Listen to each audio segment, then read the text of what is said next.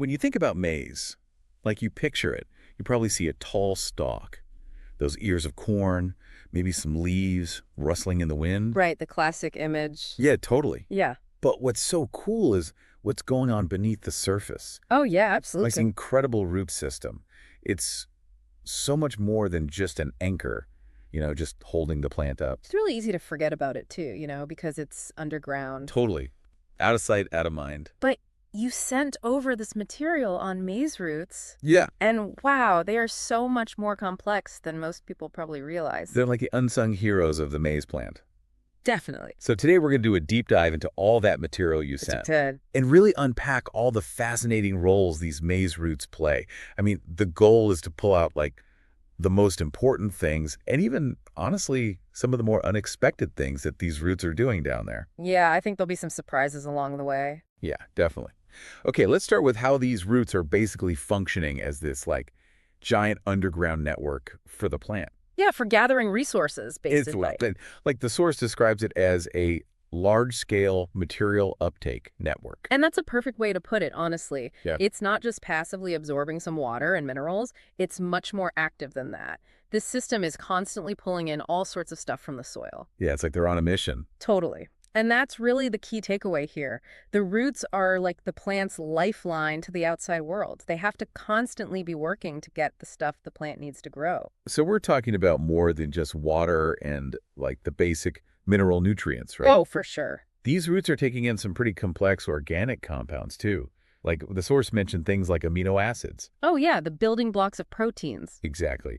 And amides, even glucose and sucrose, like actual sugars. Which is energy, right? Yeah. For the plant. Yeah, exactly. It's like the roots are making sure the plant has this like super well-rounded diet. Yeah, it's fuel for growth and all the processes the plant has to carry out. And then, get this, and this kind of blew my mind. What's that? The roots can also absorb free carbon dioxide from the soil. Interesting. And then they transport it up to the above ground parts of the plant to be used for photosynthesis. So the roots are actually contributing to the plant's food production. Yeah, Yeah. indirectly, but it's still so cool. It's like a hidden partnership. Totally. Okay, so here's where things get even more interesting. This absorption process, it's not happening the same way everywhere in the soil. Ah, right. Like, it's not just this uniform uptake. The amount of stuff the roots absorb really depends on where they are in the soil. And there's this thing called the active absorption layer, I've heard of that. which is basically the depth where the roots are doing the most work, like the most absorbing. And get this, the depth of that active layer actually changes as the maize plant grows. Oh, that makes sense. Right, so it's like this dynamic process, constantly shifting. It really shows how the plant is adjusting its strategy throughout its life based on what it needs and what's available in the soil. It's like a constant dance between the plant and its environment. I love that, a constant dance. So the source gave some really specific examples of this. Okay. Like when the plant has about 10 or 11 leaves, that active absorption layer is down about 10 centimeters. And the source even calls the roots at this stage hardworking miners, which I love. Ha, that's cute. Right, like they're down there digging for those nutrients. They're the frontline workers. Totally. And then when the plant gets to the silking stage, where it starts developing the silks on the ears, Yep. that active layer moves deeper to around 20 centimeters. So it's extending its reach. Exactly. It's like it needs more resources now, so it's going further down to find them. Makes sense.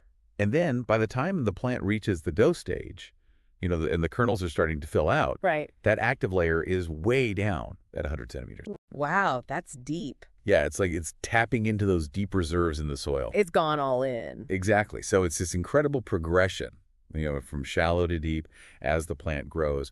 The source talks about the plant expanding its material collection range. Which is a really cool way to think about it. Yeah, totally. Okay, so we've talked about how these roots are absorbing all this stuff. Yeah. But they're not just passively taking it in. Yep. They're actually doing some serious processing down there. The source calls the root system a biochemical factory, which is pretty wild. Yeah, that's a great analogy. So what's going on in this underground factory? Well, basically, the roots are synthesizing all sorts of important compounds that the plant needs to thrive. We're talking about amino acids. Those are the building blocks of proteins, organic phosphorus compounds, and all sorts of other physiologically active substances.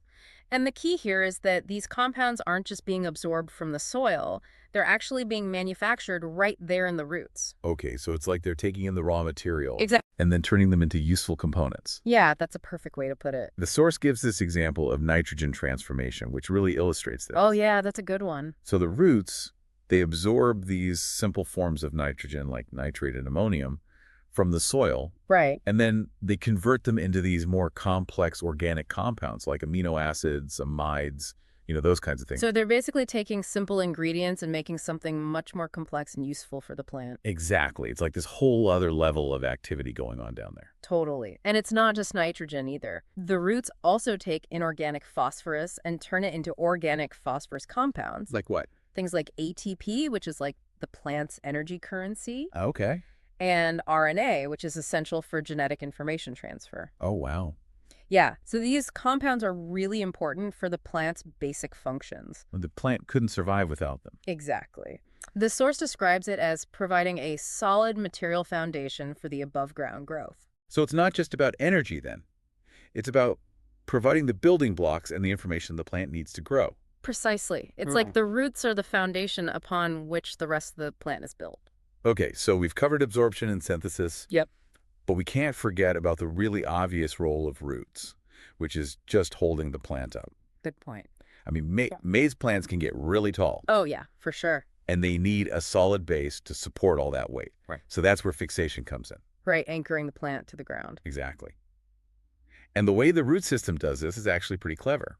So the source says that in the middle and late stages of growth, the main force for fixation comes from these 2 to 3 layers of underground nodal roots that grow near the soil surface. Okay. And then there are also these above-ground nodal roots that actually grow down into the soil. Ah, so like those roots you sometimes see poking out near the base of the stalk. Yep, exactly. So it's like this multi-layered anchoring system. It's like the plant is building its own support structure. Yeah, exactly. The source compares it to the foundation and supporting structure of a building, which is a great analogy. Yeah, I like that. Like, these roots are really locking the plant into the ground so it doesn't topple over. Especially important when you consider the weather, right? Oh, yeah, totally. Strong winds, heavy rain, all that stuff. It needs to be able to withstand those forces. And that's what these roots are doing. They're preventing lodging, which is when the plant falls over. Right. And lodging can be a huge problem for farmers. Definitely. It can really reduce yields. So these roots are essentially ensuring that the maize can grow safely and steadily all the way to harvest. Like a good insurance policy. Yeah, exactly. Okay, so we've got this incredible system for uptake, for making essential compounds, and for keeping the plant upright. Pretty impressive stuff. It really is.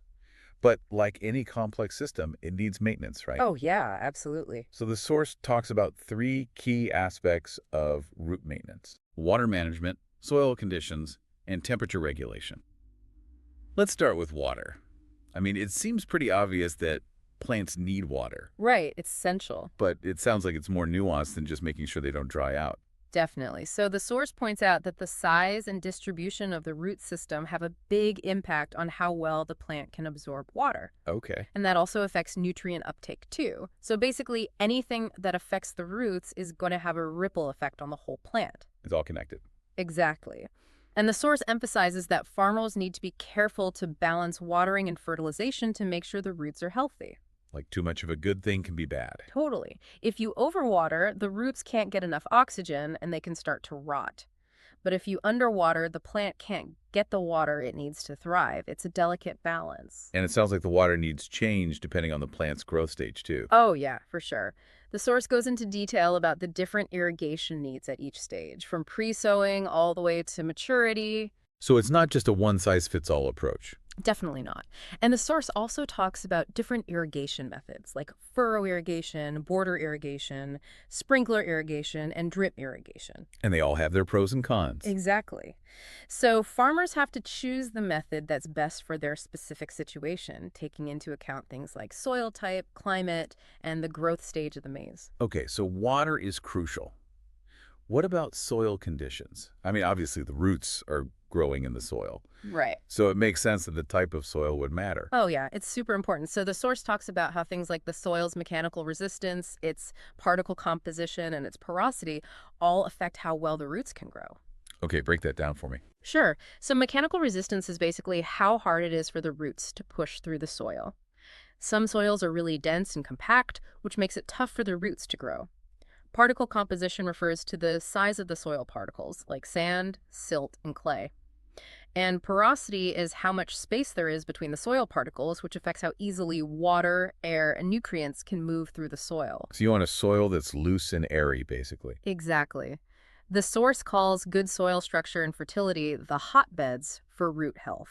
I like that. It's like the perfect environment for the roots to thrive. And the source actually gives some pretty specific details about what an ideal soil for maize looks like. Oh, yeah. Yeah, it's pretty interesting. So it says you want a deep soil layer, at least a meter deep, that's loose and well ventilated with good structure. And then the active layer, which is the top layer where most of the roots are growing, should be at least 30 centimeters thick and have a good granular structure. It also talks about the importance of having enough organic matter and all the essential mineral nutrients. So it's like a recipe for the perfect soil. It really is. And thankfully, the source also mentions some things farmers can do to improve their soil. Like what? Things like deep plowing, which helps to break up compacted soil and improve air and water flow, and adding organic fertilizers, which can boost the soil's overall health and structure. So these practices are all about creating that excellent soil environment that the source talks about. Exactly. They're setting the stage for healthy root growth. And ultimately, a better harvest. Totally. Okay, last but not least, let's talk about temperature regulation. Okay. So it seems like maize roots are a bit picky when it comes to temperature. Yeah, they have a sweet spot. They do. So according to the source, the ideal temperature for root growth is actually lower than what the above ground parts of the plant prefer. It's around 20 to 24 degrees Celsius. Interesting. Yeah, and if it gets too cold, the roots basically go dormant. And if it gets too hot, their growth and function are slowed down. So just like with water, there's a Goldilocks zone for temperature. Yeah, exactly. And the source talks about how farmers can manage soil temperature to keep it in that sweet spot. How so? Well, they can use things like plastic film in early spring to warm the soil up faster. Oh, smart. Right. And then in the summer, they can irrigate more frequently to cool the soil down. So they're actively manipulating the environment to benefit the roots. Exactly. And then the source mentions this really interesting point about how different maize varieties can actually have different root structures. Oh, that's cool. Yes, so some varieties have what's called a compact root system, where the roots are more concentrated deeper down in the soil. Okay. And those varieties are usually better suited for dense planting and high yields. I see. So the takeaway here is that understanding the specific root characteristics of the maize variety you're growing is really important for managing it effectively. It's all about tailoring your practices to the plant. Totally. Okay, Yeah. so let's recap.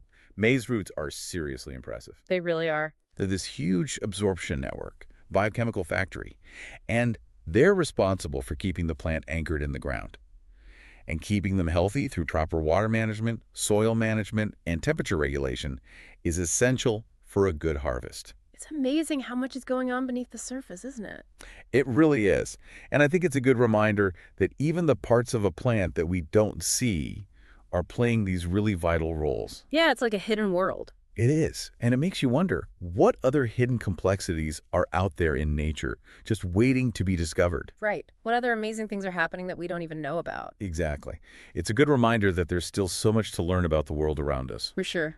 Well, I think we covered a lot of ground today. Pun intended. Maybe, haha. But yeah, this was a really fascinating deep dive. It was. Thanks for joining me. Of course, it was my pleasure. Until next time. See you then.